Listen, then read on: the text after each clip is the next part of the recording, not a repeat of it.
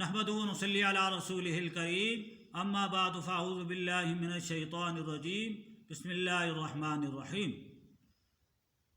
حضرات، آج کی ویڈیو میں انشاءاللہ العزیز آپ کو یہ بتاؤں گا کہ اگر کوئی انسان بیمار ہو،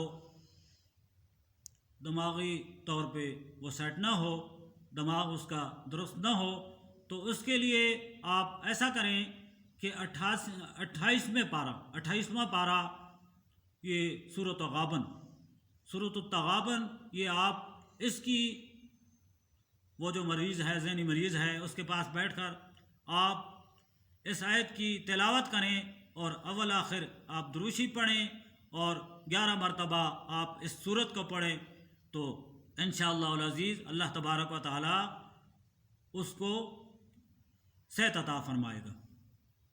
کوئی بندہ اگر دماغی طور پہ درست نہیں ہے، اس کا ذہن افسٹ ہے، تو وہ بندہ اس سورت کی تلاوت کرے۔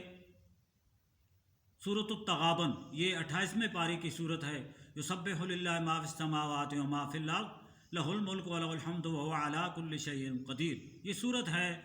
آپ اس کی تلاوت کریں۔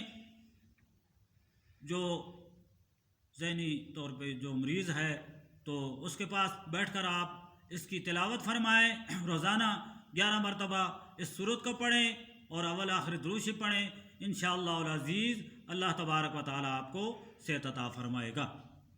امید ہے کہ ہماری آج کی ویڈیو آپ کو پسند آئی ہوگی۔ مزید ایسی ویڈیوز دیکھنے کے لیے ہمارے چینل کو سبسکرائب کریں اور اس کو زیادہ سے زیادہ شیئر کریں اور اس کو لائک بھی کریں۔ اللہ تبارک و تعالی آپ کی مدد فرمائے۔ اللہ تبارک و تعالی ہم سب کا حامی و ناصر ہو۔ وما علینا الا البلاغ۔